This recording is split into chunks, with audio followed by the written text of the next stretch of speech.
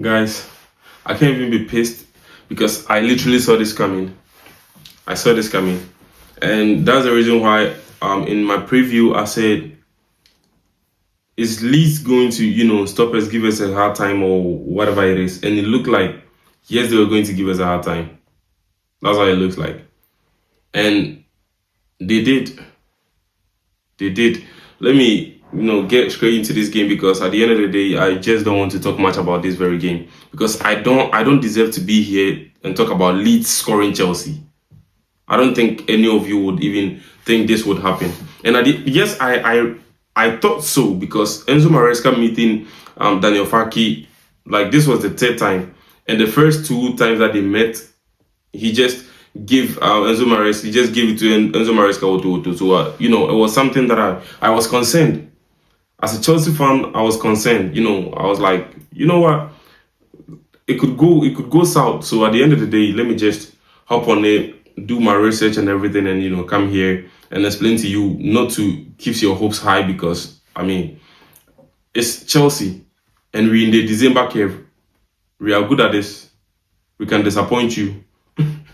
We can disappoint you. Is in the December curve. I don't even know if it's a case. If it's I don't know because at this point you try to reason it and it doesn't click. It doesn't. We scored Barcelona 3-0. We drew 10 men. Chelsea drew against Arsenal 1-1. 11v11 against Leeds, a relegation team Leeds, and they won 3-1. It's fine. I don't blame the players in this very game. I blame Enzo Maresca. The tactics was wrong. It's not about the profiles because with the profiles, I can't even blame him.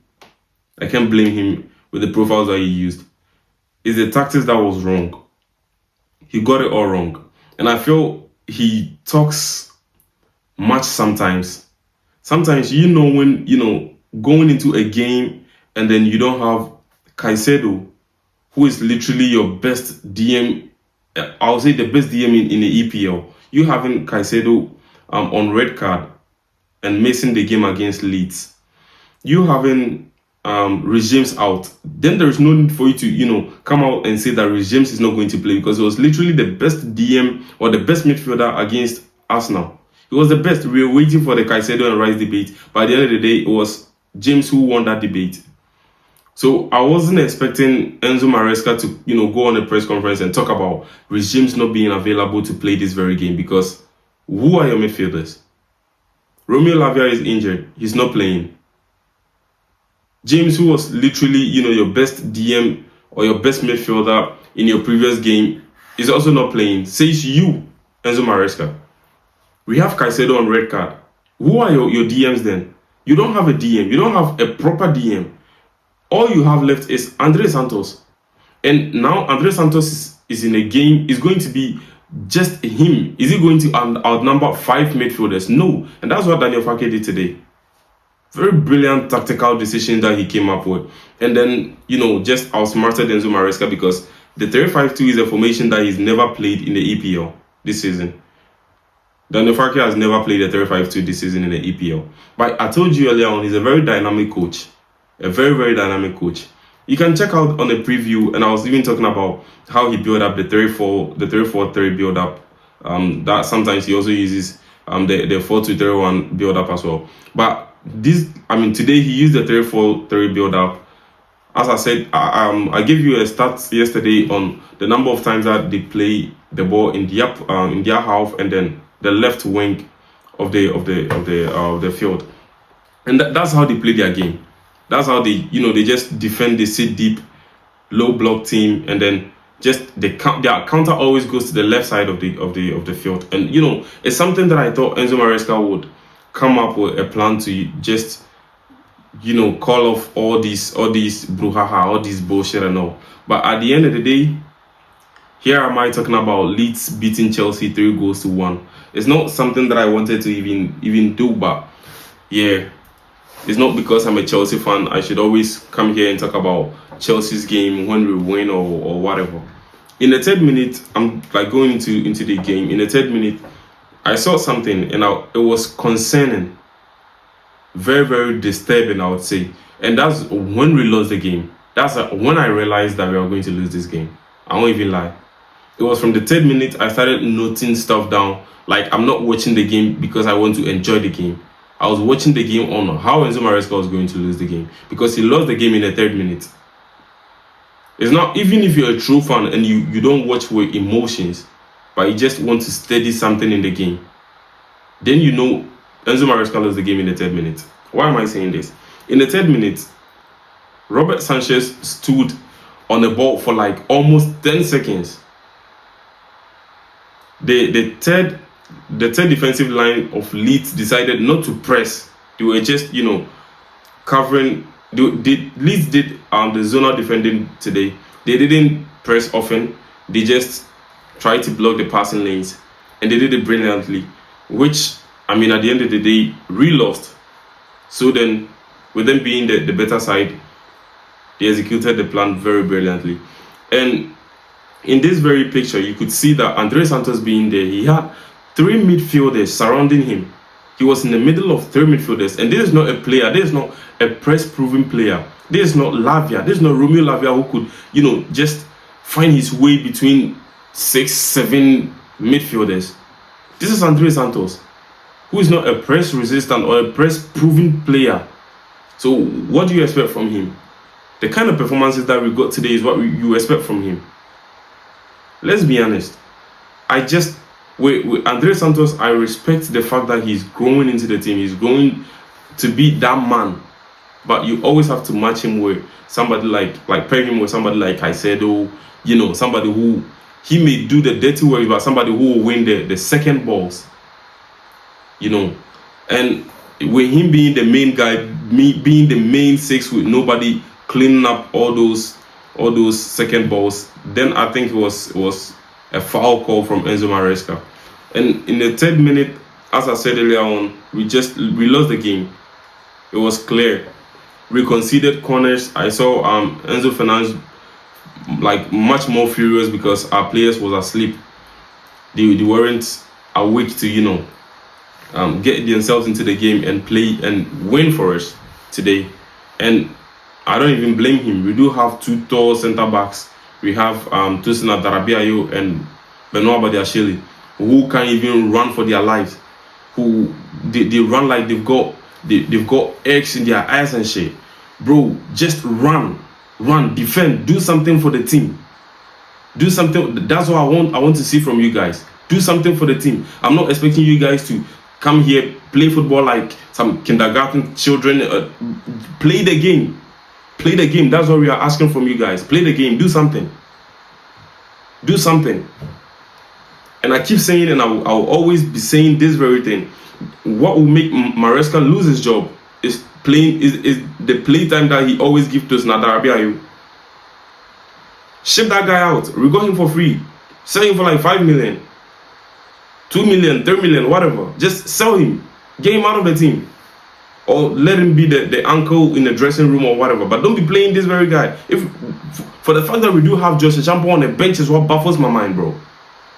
And Tosin is in the game playing shit every single day. He starts, he comes off the bench, whatever, he just deliver poor performances for us. And you have some people scoring goals for him, and so to cover his shame. So you wouldn't see how poor he is. But at the end of the day, he's poor. Like every single time. I remember our times with Brentford, the 2-2 draw with Brentford and all. It was like the same type goal. They just dribble to the left side of the right side of Tosin Adarabiayo. That's the left side of whoever the opponent is, and they just shoot like every single time the same way of defending, the same way. Bro, learn. That's all I'm asking from you. Learn. We do have data analysts in our team. We do have people that watch like every single thing that happens every single day and try to make you better of it. Learn. That's what I'm saying. That's what I'm asking from Tosin. Learn. Uncle Tosin, learn. That's what I'm asking from you. I'm not expecting these kind of poor performances from you, and every single week you be taking more than 100,000 pounds, and you just see your ass off the bench. You come on the field and you deliver. You give us this very deliverance. I don't know what's wrong with him. Just run for your life. Run, Tosin, run. But actually, I'll carry him some slack because he just came from injury. So I'll carry him some slack. But Tosin, run, bro, run. Nothing is wrong with you. Run. What the fuck is wrong with you? Y'all be playing like some, I don't know, like, if you have to ask me between Tosin and my uncle or my grandfather, I'll choose my grandfather over Tosin to be a defender for Chelsea at this point. Because you calling yourself a professional footballer and giving us this very performance, bro, go and sit down. In the 11th minute, as I was saying, you could also see that Andre Santos was in the middle of 5 different Leeds United midfielders, because Daniel Farke once again came up with a 5-man midfield. He just didn't come to play in this very game. He didn't come to play. He played 3-back, and the 3-back system is a system that I would say he's never played in the league this season. He's never played a 3-back system in the league this season, but he decided to come up with a 3-back because at the end of the day, who are your midfielders? Enzo Maresca was clear that James wasn't playing. We all know Caicedo is on the red card.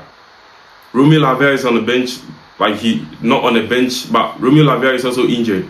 Esugo is returning from injury, but at the end of the day, he's not playing as well.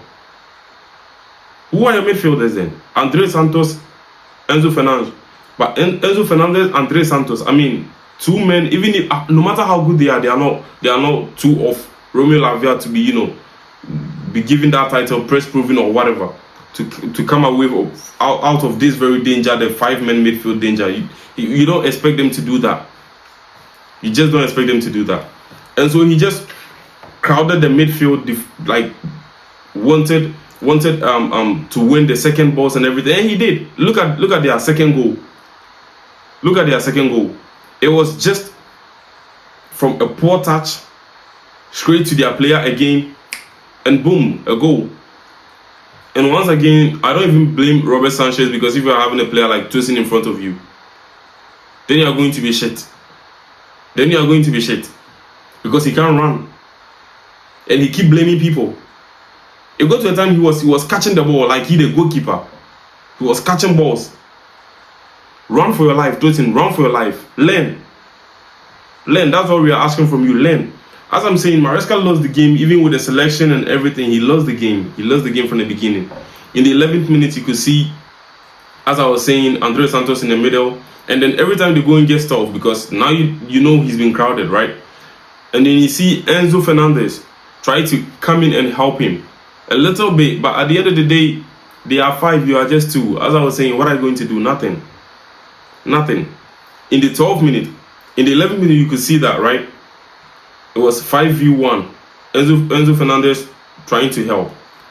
The 12 minutes, 48 seconds. You still have 2 people here, but 4 midfielders. 4 league midfielders chasing 2 of Chelsea's midfielders. And here, I like the bait that João Pedro tried to do, but you can still see somebody following him. You can still see. And so they didn't even bother to press.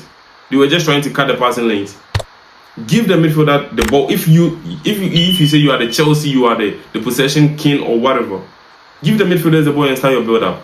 That's all they were doing. It didn't work for us. And in the 22nd minute, I realized one thing as well. They were just, defending zonally. We won't press you, get the ball, do whatever you want to do. Here we are.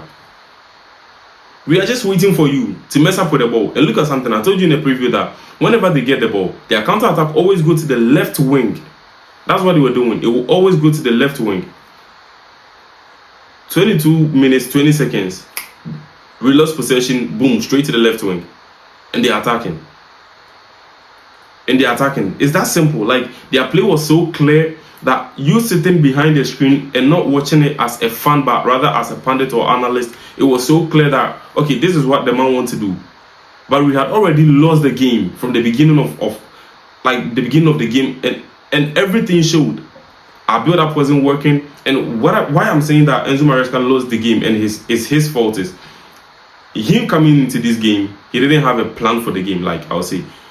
Not much of the Barcelona game. In the Barcelona game, let me tell you one thing. It's not like I'm ranting, right? But in the Barcelona game, I think after the first 10 minutes, Barcelona was pressing us. Barcelona was giving us the hard times, like very, very tough times. And then Robert Sanchez told James, let's switch it. He made mention of switching the way of their build up, like the way they build up the play and everything. He asked them to switch it. Then I saw Rhys James talking to Caicedo and the rest and everything, and boom, the game changed. Everything changed. But this very game, it was just Andre Santos trying to, control the midfield. It's not working. Enzo Fernandez joined him. That's it. That's it. But hey, if you talk much about it, then it's like you are impatient with whatever plan. This was a very poor performance from our players, from the coach himself, being overconfident about how Chelsea plays. He was just overconfident about it because no matter what, and what baffles me a little bit is when he saw the 5-man midfield of the Leeds United, what was he thinking?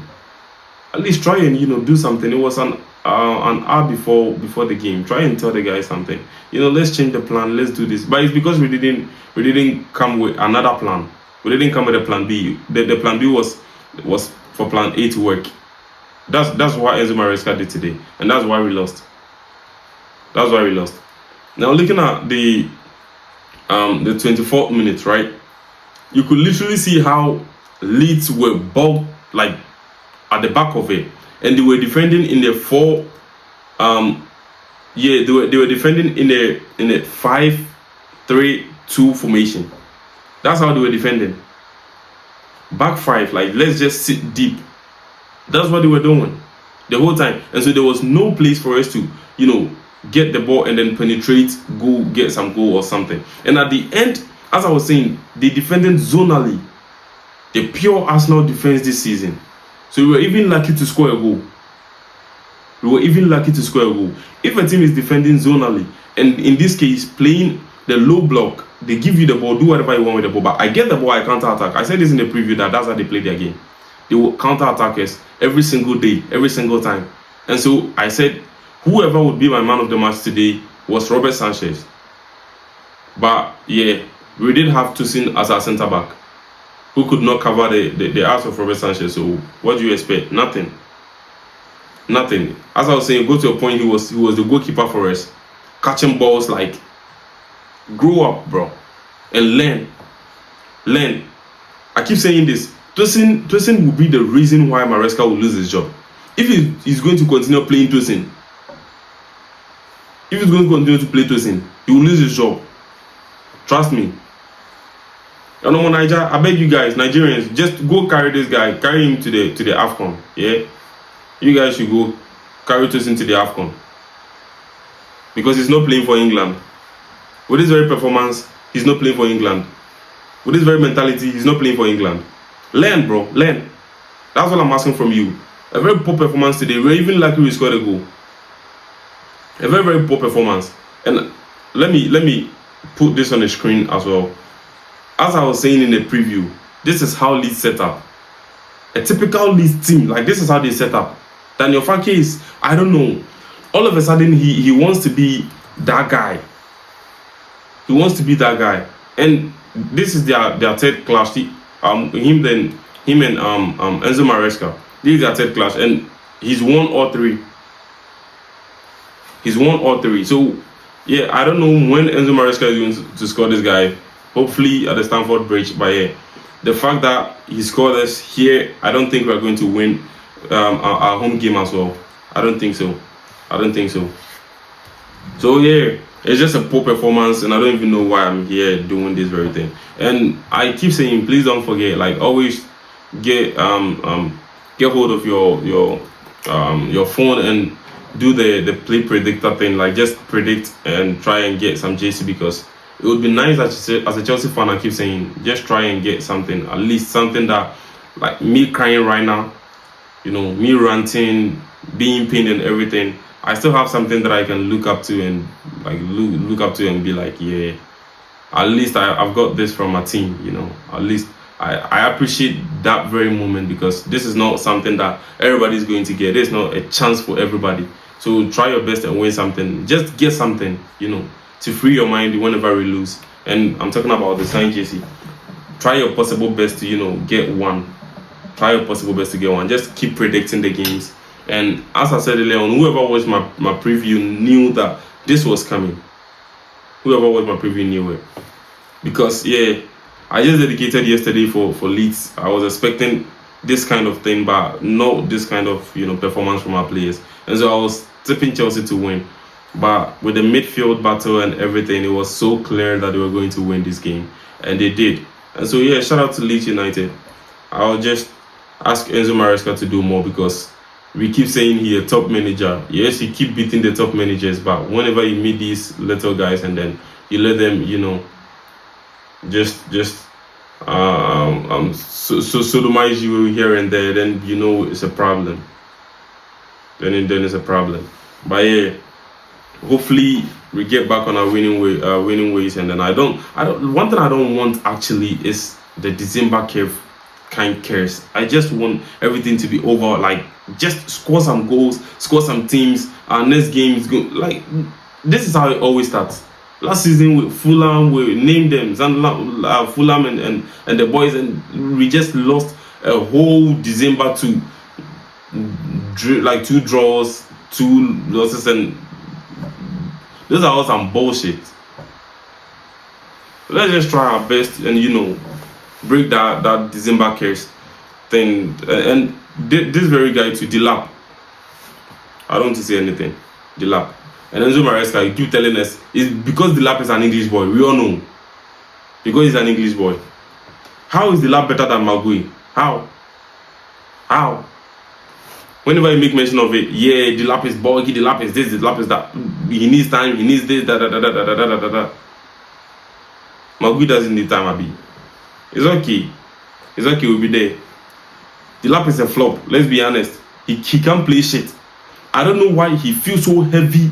I don't want to blame players today. It's okay. We'll talk about this, all these, the next time when I say here to analyze other games and all. But we'll definitely come back to a day like this where I will be talking about Delap, because then I'll have my facts right. I mean, I will be here talking about the chances that we've given Delap, like 2 years, 3 years, and he's not performing, he's not giving us shit. And so then I can, call him a flop. From the bottom of my heart, call him a flop, because he is one. He's giving the signs. He's giving the signs of a flop. But I'm a Chelsea fan, and so I need to give him some chance, to prove himself. But at the end of the day, he's showing the signs. And Tosin, Uncle Tosin, thank you very much for today. Thank you. And thank you guys for watching as well.